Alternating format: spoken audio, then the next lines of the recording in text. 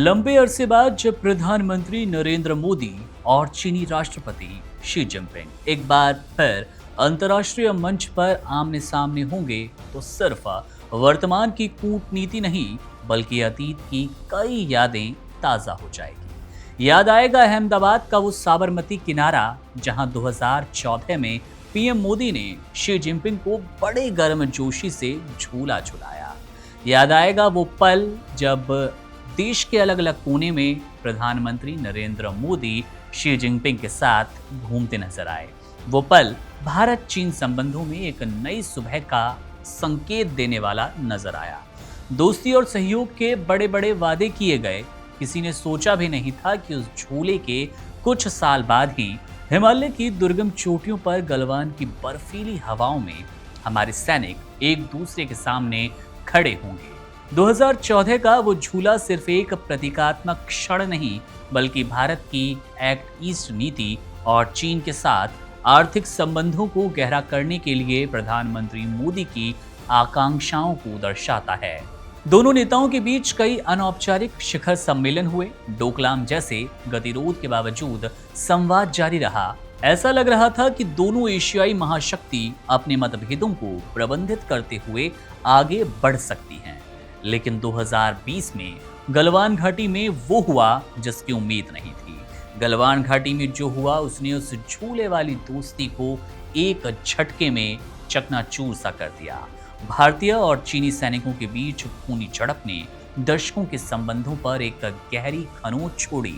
कई भारतीय जवानों की शहादत ने देश को झकझोर दिया। सीमा पर तनाव आज भी पूरी तरह खत्म नहीं हुआ और दोनों देशों के बीच अविश्वास की जो खाई थी गहराती गई। गलवान ने साफ कर दिया कि सीमा विवाद और चीन की विस्तारवादी नीति भारत के लिए स्थायी चुनौती बनी रहेगी। अब जो दोनों नेता फिर मिलेंगे तो स्थितियां काफी बदल चुकी है। बदली हुई मानसिकता।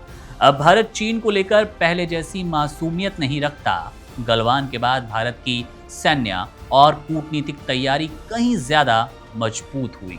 चीन को लेकर एक यथार्थवादी और सतर्क दृष्टिकोण अपनाया जा रहा है।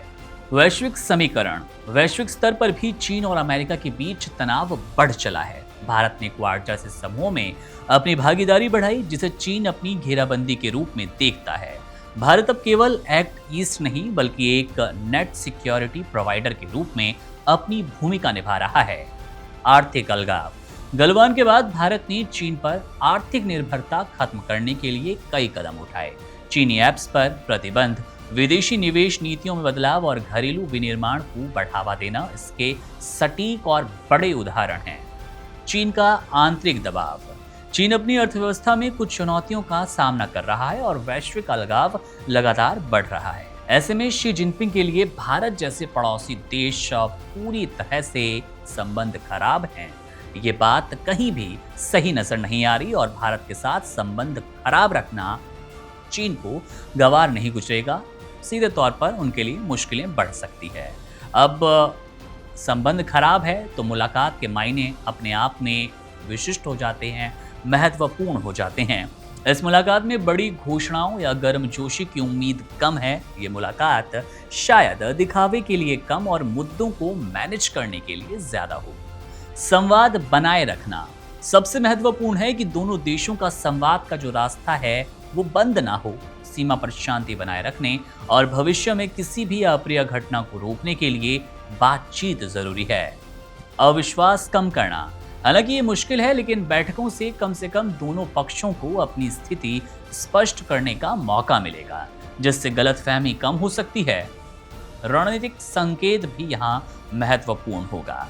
ये मुलाकात दुनिया को एक संकेत भी देगी कि भारत और चीन मतभेदों के बावजूद एक दूसरे से बात करने को तैयार है जिससे क्षेत्रीय स्थिरता बन सके। अब झूले की मीठी यादें गलवान के कड़वे अनुभवों के साथ जुड़ चुकी है।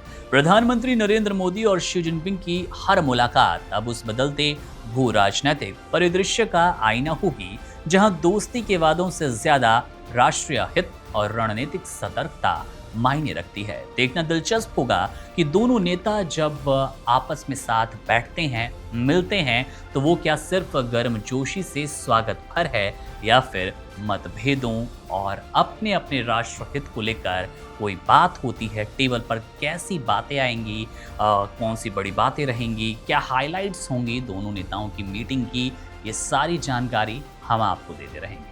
मेरा नाम है मुकुंद, आप बने रहिए वन इंडिया के साथ। शुक्रिया। Subscribe to One India and never miss an update. Download the One India app now.